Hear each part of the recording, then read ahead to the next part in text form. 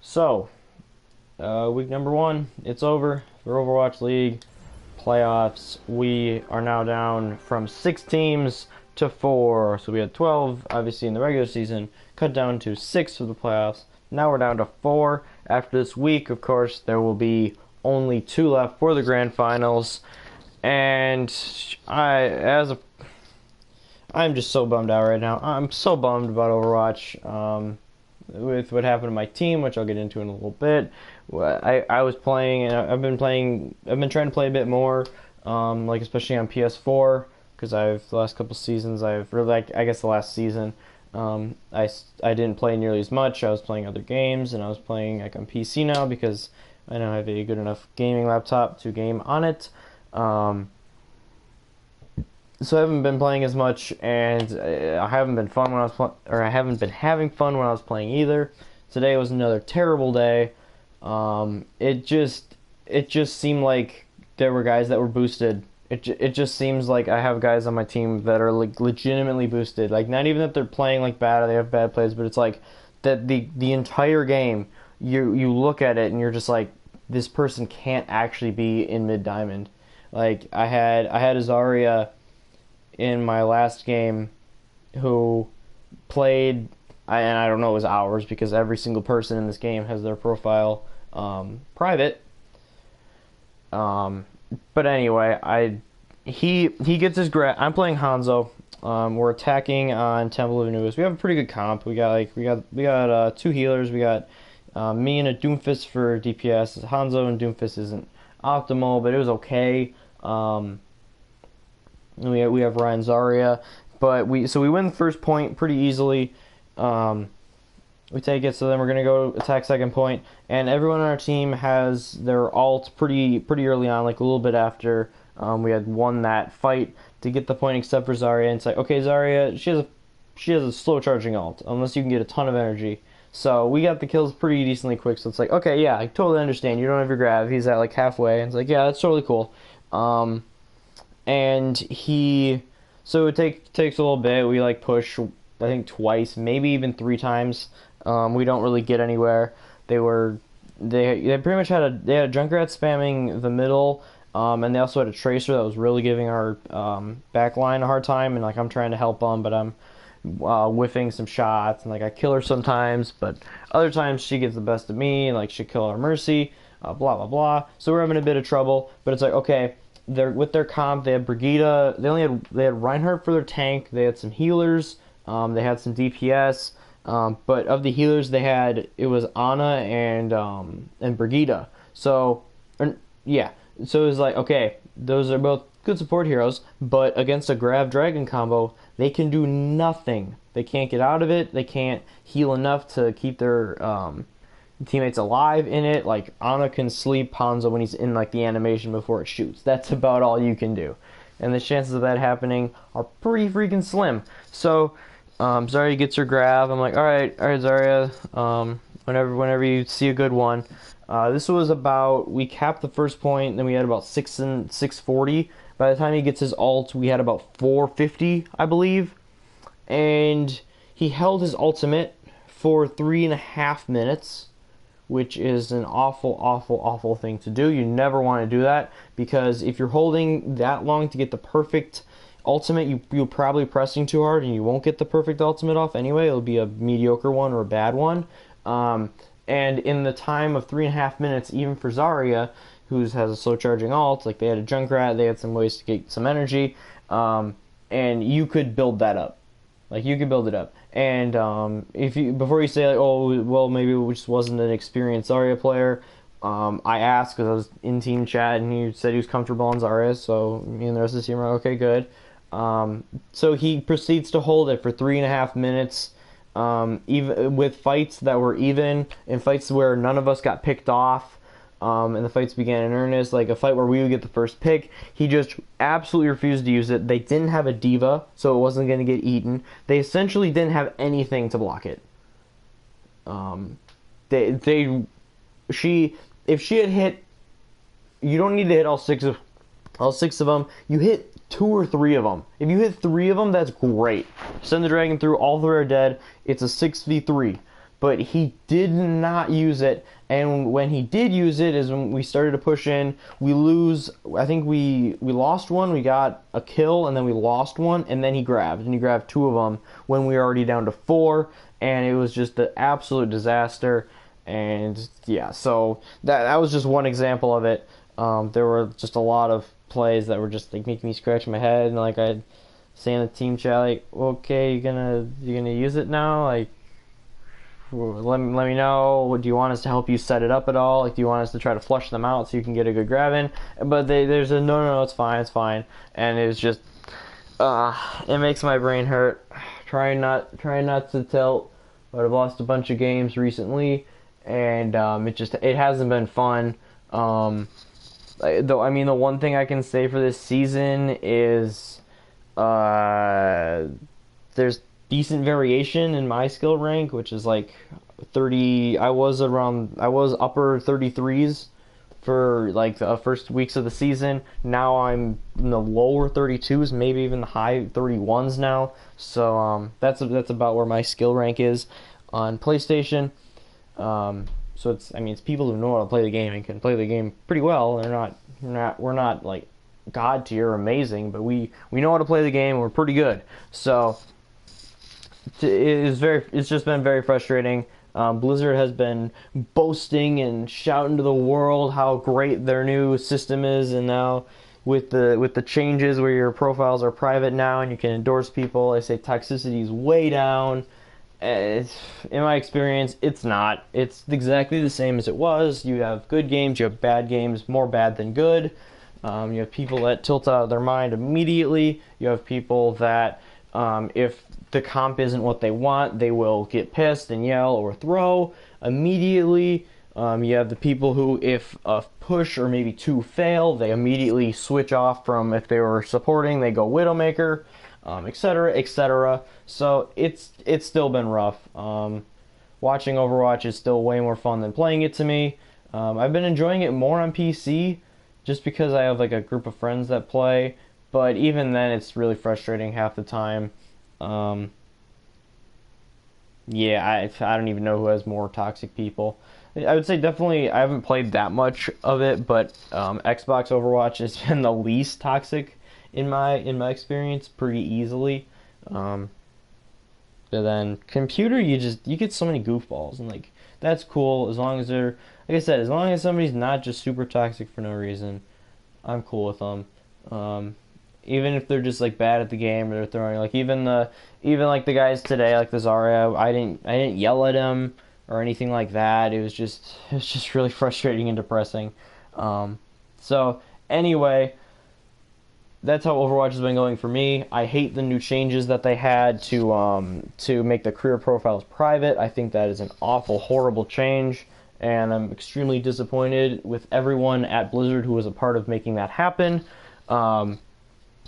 It just to say, all that does is make it easier for people to hide what they are if they're, let's say, oh, I'm a Symmetra one trick and I don't want people to get mad at me. Well, if you're a Symmetra one trick, you're gonna play her anyway, and the people are gonna know. It just makes it easier for boosters and other people to hide their rank and say, oh man, this person was in silver for 7 seasons playing, and they were Pharah main, and now they're Widowmaker main, and they're at 3,800. Huh, that's weird. They got a lot better in one season after 7 seasons of being the same, and they switched heroes. Huh, that's weird. But anyway, enough about that. I could ramble on about all the things that are wrong with Overwatch for hours and hours and hours and hours, but I'm going to talk about Overwatch. I'm going to talk about the games that happened last weekend. We had the Gladiators and the Spitfire, and the Fusion and the Uprising. So, the Fusion Uprising were first. Philadelphia had won the first match, so they only had to win one more to advance. Boston did come out strong, though, and they won a very, very close match on Junkertown. That one was an exciting one. Enjoyed that quite a bit. And then they would go on to... Oh, shoot, that's the wrong day. They would go on to win that one 3-1 in the end. It was back and forth, though, definitely. Except for the second map. Boston on Lijiang absolutely annihilated Philadelphia. It was brutal to watch. It was like, holy crap. I think Philly had like 3 or 4 kills the entire match. Philadelphia did win Kings Row pretty convincingly, but then Uprising did end up taking Hanamura, so they forced the tiebreaker. I was happy to have a good competitive match. That's all I really wanted. And then in the tiebreaker, my prediction ended up being correct. Philadelphia did end up taking it. The streaky gods themselves struck once again. Uprising won the first map on Junkertown. It was another close one. Boston won with their last push. If they had not, they would have lost. And then Philadelphia got to pick the map because in the tiebreaker, the loser picks map. So Philly actually went with Lijiang, the tower they got eviscerated on earlier in the day, and they looked way better. They won the first map, I think it was 100 to 99, and then they won the second map convincingly. So that was a great confidence boost for them. You could already tell that once again they were a different team. They were a totally different team than the team that had played 30 or 40 minutes ago. It's insane how they do that. Then they went to Eichenwald, and Philadelphia had a nice, strong offense. They scored it, and then they had a really good defense. Boston only got the first point. They did not get the second checkpoint, and they ended up losing that one. So Philly took it 3-1, and then they went into Hanamura, where Philly capped both points, and then defending. Boston did end up getting the first point. It took them a while. I think they took it in OT, or it was close to. So then they went on to try to attack the second point, and they never even got close. It was absolutely brutal. They didn't get a tick of progress. Philly was spawn camping them hard for large portions of that match and a couple of the other ones. And yeah, they looked dominant. Philly really turned it on. Between the first match and the second match of that day, they were just 1-4 against Boston. And you're thinking, wow, now they're down 0-1. Boston could really bring this back. But then Philadelphia flicked the switch on. They ran off 3 map wins in a row, and honestly, they weren't that close, showing that when both these teams are playing at their best, Philly is the superior team. So Philadelphia wins, and they set up a showdown with the New York Excelsior this week. Then the second match was between the London Spitfire and the Los Angeles Gladiators. So the Gladiators on the Wednesday, they won 3-0. They looked dominant, even without their, who most people consider to be their best player, Fissure. I would consider him their best player as well. But apparently there were reports that Fissure wasn't happy with how the team was preparing, and that's why he stopped communicating in scrims. So then they took him out and put in iRemix, their previous main tank from stage 1, and he subbed in a couple times. And it worked out really well. The first map, Los Angeles won all 3, and it wasn't that close. There were definitely times when Gladiators looked absolutely dominant, and Spitfire had not beaten them. So going into it on Saturday, you're thinking, okay, Spitfire, they got all this talent in the world, but it's just not coming together. They've been bad for the last couple stages, and now they just got smoked last time out. So go Gladiators, they're going to take this. It was a absolute opposite. Spitfire, they came out on Dorado in the first game and took it 2-1. Then they won on Oasis with ease 2-0, and then they full held after scoring the payload in a dominant 3-0 win on Eichenwald. It was insane. The Gladiators just got absolutely smoked. So they went into their tiebreaker. It's 1-1. Whoever wins this match moves on to the semifinals. And this one was a lot closer. There were twists and turns, and it was back and forth. But London, they won Junkertown in a close one. Then they took Lijiang Tower, which when I saw that happen, I just kind of sat there and I was like, it's over. They lost. The Gladiators are done. They just lost on either their best or second best map in the game. And Spitfire was historically a bad control team, and Gladiators were a very, very good control team, and they lost 2-0. They lost both rounds, and even though it wasn't a blowout, it was just like, it's over. And then in a back and forth again game, the second match at least was a lot more competitive, but London did win it 5-4. They both scored and then had extra time, of course. And yeah, I was just shell shocked the entire time. I had no idea this was gonna happen. It's like, yeah, it makes sense because I remixes in instead of Fissure, and Fissure is a much better player to basically everyone's standards. But the Gladiators looked great on the Wednesday before, but the Spitfire, I have to give them a ton of credit. They really came out and took it to the Gladiators. They said, no, this is not the end for us. We're the Stage 1 champs. We're either the most talented or second most talented team in the league. This is not how our story ends, and they flipped the script. They totally went nuts, and Prophet has been the most consistent good performer in the league by far. He's always turned in good performances, no matter what, and that's all I can do, and Gladiator fans can do. You can just give them props, and Spitfire fans, congrats. You guys are moving on. They're going to take on the number 2 seed, the Los Angeles Valiant. So those matches will start on Wednesday. It was wow. It was like mouth hanging open. How is this happening? Crazy stuff. I don't know if you guys watched, but if you didn't, especially that second match, the tiebreaker match between the Gladiators and the Spitfire, watch that. It was crazy, and that's about all the wrap up for the matches. So now it's semifinals. Like I said, Spitfire going to take on the Valiant, and the Fusion going to take on the Excelsior. So it's Monday, so I'm not going to do my predictions to what's going to happen. I just wanted to kind of recap what went down. So, and say what I think. So, will Philadelphia pull off the huge upset and knock down the team that won 34 games in the regular season? We'll see. It's definitely possible. I think Philadelphia matches up well against New York. In terms of like ceiling, I think that only the Spitfire have as close to like as good of a roster, just like straight up, as New York does. I think that like of the remaining 4 teams, it's easily like Excelsior, Spitfire and Fusion are head and shoulders above Valiant in terms of like just straight up talent. But Valiant, I think, could very well beat the Spitfire. I would not be surprised if that happened at all.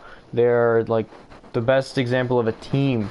They're just such a good team. They work together extremely well, and with the Gladiators, they kind of fell apart because they didn't have Fissure, and apparently like he doesn't have good relationships with the team anymore, and he could very well be on his way out. And maybe this is just me like sticking with my team, but I have to question Fissure and his integrity and just like his I don't know, his character. This has to be a character question for him. It's the second. I mean, everybody says that Gesture and Fissure are so close. Like they're so close in terms of like their tank play. I wholeheartly disagree with that. I think that Fissure is clearly better than him in basically every way on every hero that they play. But London they started Gesture and they traded Fissure. Maybe that's why. Maybe it was a character thing. All season long, it looked like the Gladiators got the better of the deal. But then Fissure helps them. I mean, don't get me wrong. Fissure was like the reason they made the playoffs. They don't make the playoffs without him. But when the playoffs come, does it really matter if he's gone? So it's crazy. The developments that started coming out when everybody thought Fissure was just going to play, and then the playoffs were about to start, and they're like, he's not playing, is insane. It's probably like I'd say that in terms of just like, holy crap, like news, like drama, I think it's like the number one thing that's happened in the league, even over like all the XQC stuff, and any of that. because like who could have seen that coming? That he's just out. He's out for the playoffs, and he's probably out with the team. Like I said, I don't know his contract situation. I don't know if he's like his contract does have him sticking with the team for more than this season. We'll have to see how that stuff develops. I don't know if like I'll have to try to look up if any of that is accessible because after the playoffs end, obviously we're gonna have to talk about the teams and how many players are signed for next year. Like what players we think the teams will re-sign. We think if any teams will blow their team up and just get a whole new set of people in here. Shanghai, Florida, but we'll have to see. I don't know.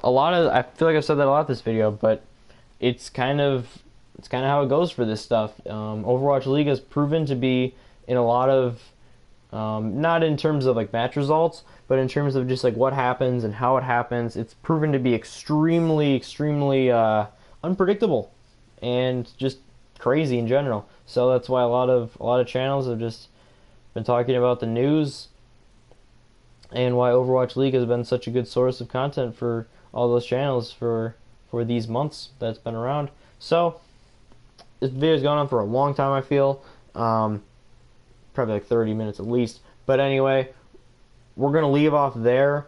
I'm going to talk about like big thoughts like going forward for Spitfire and Fusion coming off of their wins. I'm going to talk about those more in the video. They'll be out tomorrow or Wednesday. It just depends on how the day goes tomorrow. But that video will be out, and that will also be where I do the preview. And I think I've decided to just preview the entire... No, we haven't seen Valiant and Excelsior yet. I think I'll just do that day again. I think the day and the day works out pretty well.